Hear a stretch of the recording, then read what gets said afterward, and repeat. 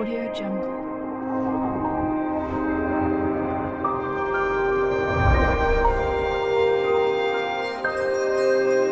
Audio Jungle. கணித செய்கைகளோட தொடர்பான கேள்வி. ஓகே, 41 தொடக்கம் 45 வரை உள்ள ஒவ்வொரு வினாவிற்குமான சரியான விடையை தெரிவு செய்து அதற்குரிய தெரிவின் இலக்கத்தை வினாவின் எதிரே உள்ள புள்ளிக்கோட்டின் மீது எழுதுக.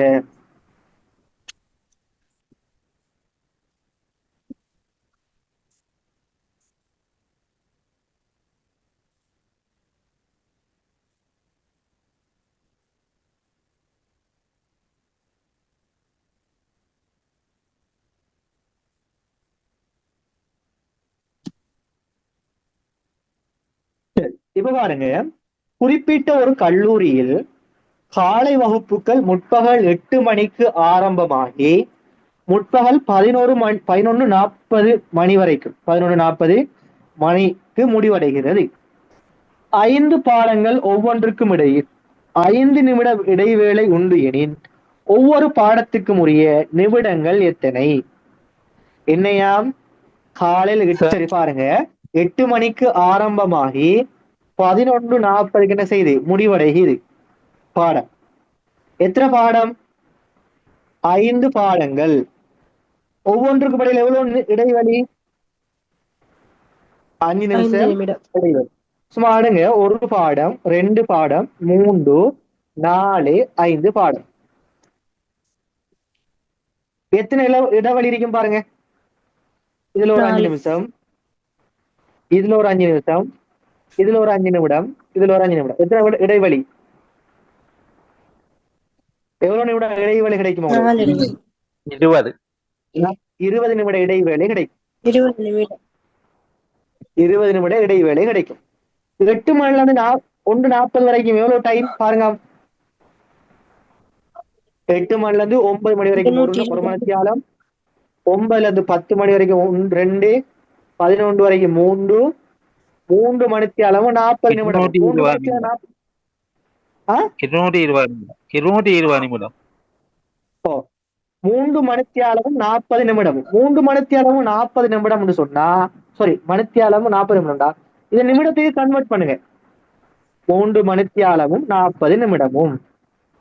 இது ஃபுல்லா அப்படி நிமிடத்துக்கு கன்வெர்ட் பண்ற. ஒரு மணித்தியாலம் எத்தனை நிமிடம்? 60. அப்ப 3 மணித்தியாலம் எத்தனை நிமிடம்? 180.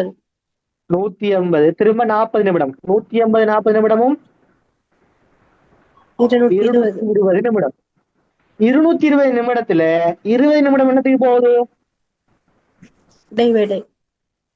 இடைவேளைக்கு போகுது.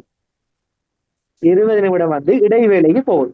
அப்ப எவ்வளவு டைம் மிச்சம் இருக்கும்? இன்னும் 220ல 20 போனா 200 நிமிடம் இருக்கு.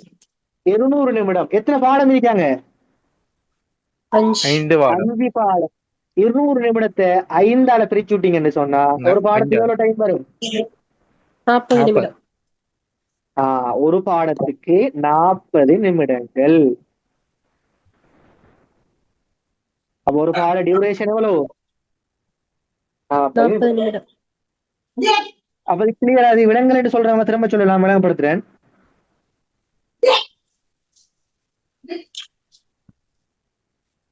விலங்குகள் என்று சொல்றாங்க யாராவது?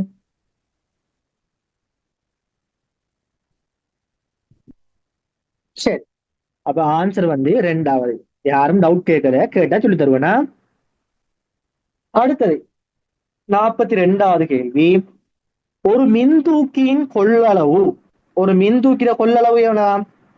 20 வளர்ந்தோர் அல்லது 24 பிள்ளைகள். ஒரு மின்தூக்கி ஒன்று என்ன செய்யலாம்? அந்த மின்தூக்கில லிப்ட்ல 20 வளர்ந்தோர் போகலாம் அல்லது 24 பிள்ளைகள். 24 பிள்ளைகள் போகலாம். இங்க என்ன கேள்வி கேட்கிறான் எனின் 15 வளர்ந்தோருடன் எத்தனை பிள்ளைகள் செல்லலாம் கேட்கிறான். இப்படி கேள்வி வந்தானா, இப்படி வந்தா நாங்க விகிதம் பார்க்கணும். 20 பேரு வளர்ந்தோர் போகலாம். 20 பேருக்கு எத்தனை பிள்ளைகள் போகலாம்? 24. 24. 20க்கும் 24 விகிதம் என்ன வரும்? 10க்கு 12 போடலாம் தானே சார்? 5க்கு 6. சுருக்கலாம் இன்னும். 5க்கு 6. ஆ? ஆ, 5 சுருக்கலாம். 5 சுருக்கலாம் என்ன? சாரி, 4 சுருக்கலாம். ஆ, 4 சுருக்கினீங்கன்னு சொன்னா 5, 24 4 சுருக்கினீங்கன்னு சொன்னா 6. 5 வளர்ந்தோர் போற இடத்துல எத்தனை பிள்ளைகள் போகலாம்? 6 பிள்ளைகள். 6 பிள்ளை. 5 வளர்ந்தோர் போற இடத்துல 6 பிள்ளைகள் போகலாம். இது எங்களுக்கு விளங்குது.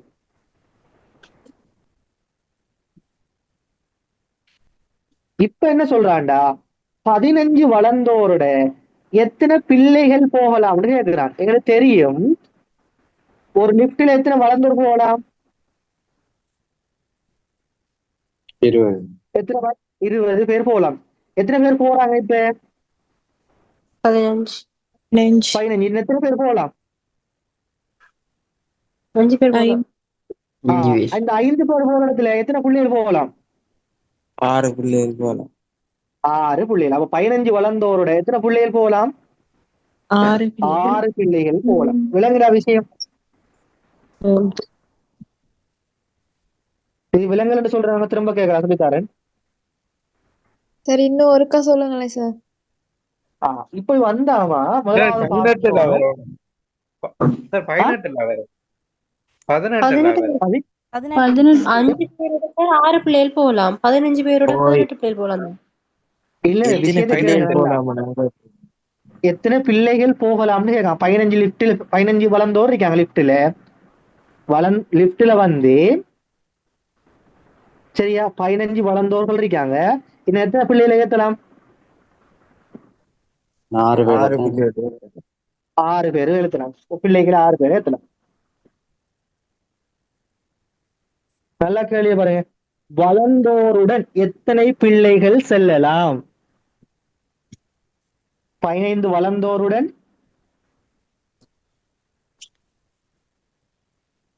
ஓகேவா? ஹலோ சார், 5 வளர்ந்தோருடன் தானே 6 பிள்ளைகள் போகலாம். 5 வளர்ந்தோருடன் 6 பிள்ளைகள் போகலாம். சாரி, 5 வளர்ந்தோருக்கு பதிலா 6 பிள்ளைகள் போகலாம். உடன் இல்ல, நல்லா வச்சுக்கொள்ளுங்க. உடன் இல்ல, 5 வளர்ந்தோருக்கு பதிலாக 6 பிள்ளைகள் போகலாம். 15 வளர்ந்தோருடன் எத்தனை பிள்ளைகள் போகலாம்? 6 பேர் தான் போகலாம். 6 6 தான் பேர் சார். தான் போகலாம். Okay okay. திரும்ப கேட்டீங்க யாரோ, நான் திரும்ப சொல்லி தரேன் பாருங்க. முதலாவது இப்படி ஒரு கேள்வி வந்தா நாங்க விகிதம் பார்க்கணும். என்னது? 20 வளர்ந்தோர் இருக்காங்க. ஒன்று அவர் லிப்ட் இருக்குன்னு வைங்களேன். உங்களோட அந்த லிப்ட்ல வந்து 20 வளர்ந்தோர் போகலாம். இல்லைன்னு சொன்னா 24 பிள்ளைகள் போகலாம். அப்ப நாங்க 2க்கு விகிதம் பார்க்கணும். 20க்கும் 24க்கும் விகிதம் பார்த்தோம்னு சொன்னா விகிதம் எப்படி பாக்குறீங்களே தெரியும். விகிதம் எப்படி பாக்குற? சமனான பொதுவான ஒரு இலக்கத்தால பிரிக்கும். பொதுவான ஒரு இலக்கத்தால பிரிக்கிறோம். 20க்கு 24 பொதுவான இலக்கம் என்ன? 4. 4 சுருக்கலாம். 20 4 சுருக்கினா எத்தனை வரும்? 5. 24 4 சுருக்கினா 6. அப்ப 5 வளர்ந்தோருக்கு பதிலாக எத்தனை பிள்ளைகள் போகலாம்? 6 பிள்ளைகள் போகலாம். இப்ப எங்கள்கிட்ட கேட்கிறான் 15 வளர்ந்தோருடன் 6. எத்தனை பிள்ளைகள் போகலாம்னு. உண்மையாகவே ஒரு லிப்ட்ல எத்தனை வளர்ந்தோர் போகலாம்? 20 பேர் போகலாம். 20 போகலாம். இந்த ஸ்பேஸ் எவ்வளவு பேருக்கு இருக்கு? 5 பேர். 5 பேர். 5 வளர்ந்தோர்களுக்கு இருக்கு. 5 வளர்ந்தோருடன் எத்தனை பிள்ளைகள் போகலாம்? அப்ப 5 வளர்ந்தோருக்கு பதிலாக 5 வளர்ந்தோருக்கு பதிலாக 6 பிள்ளைகள் போகலாம். சோ ஆன்சர் வந்து 2வது.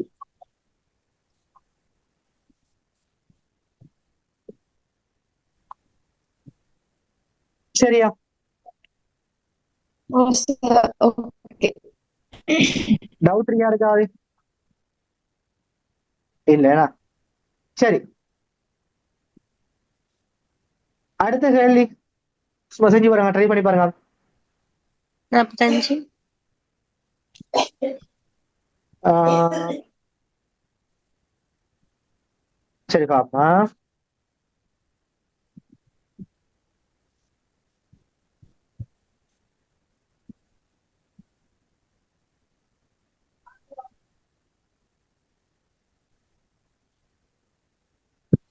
ஐம்பது. 50. ஓகே. 45 சார்.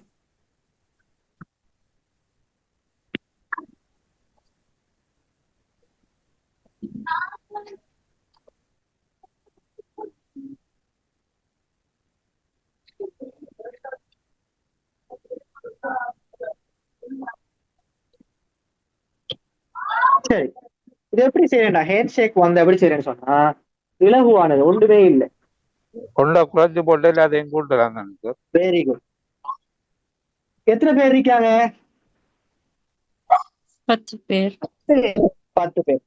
10 பேர். சும்மா உதாரணத்துக்கு அவங்களுக்கு விளங்குறதுக்கு சொன்ன ஒரு விஷயம் சொல்லி தரேன்னா, இப்ப ஏஆர் இருக்காரு, பிஆர் இருக்காரு, சிஆர் 3 பேர் இருக்காங்க. இந்த 3 பேரும் கைகுலுக்கி கொண்டாங்கண்டா, ஹேண்ட் ஷேக் பண்ணி கொண்டாங்கண்டா, எத்தனை கைகுலுக்கல்கள் இடம்பெறும்? 3. ஏஆரும் பிஆரும் கைகுலுக்குவாங்க. 3. திரும்ப ஏஆரும் சிஆரும் கைகுலுக்குவாங்க. வேற சிஎம்பி. சிஎம் பிஎம் கைகுலுக்கி கொள்வாங்க. 3 கைகுலுக்கு. எப்படின்னா இது எப்படி லேசா செய்யறேன்னு சொன்னா, எத்தனை பேர் இருக்காங்க? 3 பேர் தானே. 3 சரி, 3ல இருந்து 1 கழிச்சா 2. 2. அதை பிரிக்கணும் 2ஆல. 2ஐயும் வெட்டலாம். எத்தனை கைகுலுக்கள் இடம்பெறும்?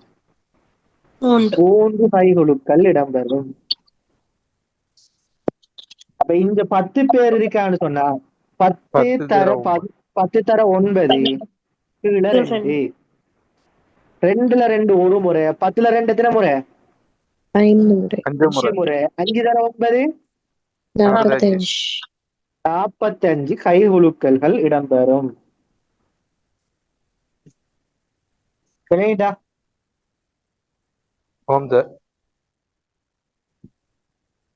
ஓகே, அடுத்த கேள்வி.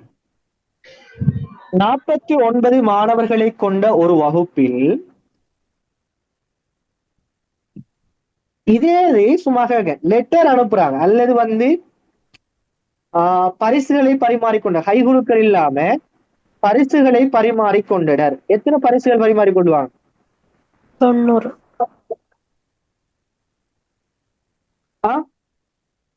90. நாங்க 2ஆல பிரிக்க கூடாது. சும்மா உதாரணத்துக்கு சரி, 3 பேர் ஏபிசிங்கிற 3 பேர் இருக்காங்க.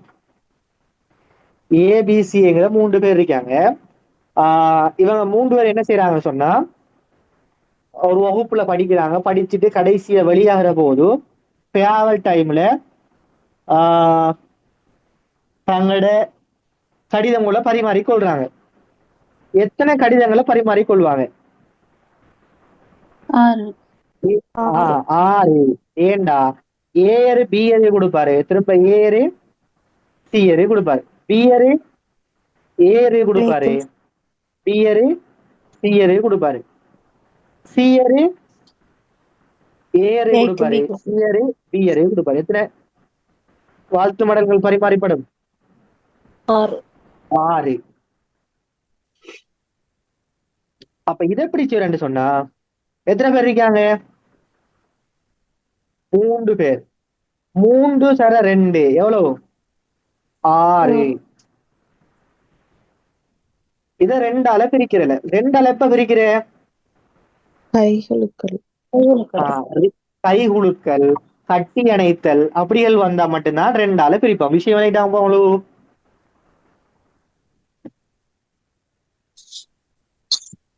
சரியா? கைகுலுக்கல் கட்டி அணைத்தல் வந்தா 2ஆல பிரிப்போம். அல்லது பரிசுகளை பரிமாறிக்கொள்றது, வாழ்த்து மடல்களை பரிமாறிக்கொள்ற அங்க 2ஆல பிரிக்க மாட்டோம். சரி, அடுத்த கேள்வி. 49 மாணவர்களை கொண்ட ஒரு வகுப்பில் முதல் மாணவனிலிருந்து 16ஆம் நிலையில் பீட்டர் இருக்கிறான் எனின் இறுதி மாணவனிலிருந்து பீட்டரின் நிலை என்ன? வகுப்புல 49 பேர் இருக்காங்களாம். 49 பேர்ல பீட்டர் எத்தனாவது இருக்கணும்? 16ஆவது இருக்கணும். முதல்ல இருந்து 16ஆவது. பீட்டருக்கு முன்னுக்கு எத்தனை பேர் இருப்பாங்க? அப்ப 15 பேர். 15 பேர். பீட்டருக்கு பின்னுக்கு அப்ப எத்தனை பேர் இருப்பாங்க?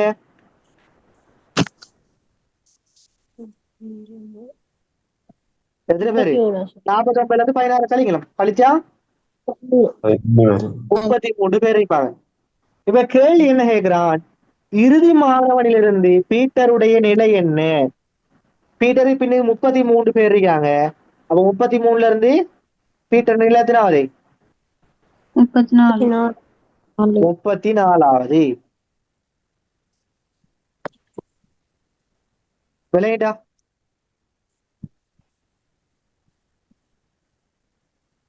சார் விட 34 தானே?